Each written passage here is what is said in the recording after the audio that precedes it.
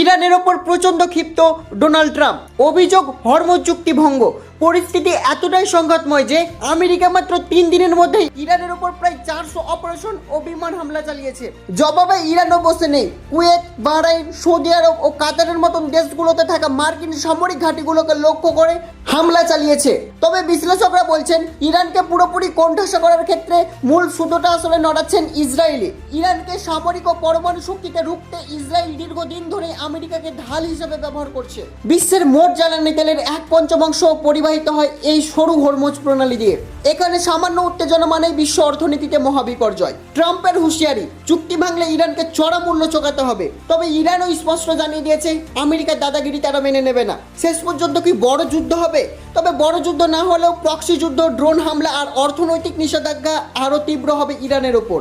America ও ইসরায়েলের এই যৌথ চাপ মধ্যপ্রাচ্যকে এক মারাত্মক ধ্বংসের কিনারায় দাঁড় করিয়ে দিয়েছে। আপনার কি মনে হয়, এটা কি আমেরিকার চাল নাকি ইসরায়েলের কোনো মাস্টার প্ল্যান? কমেন্টে জানান।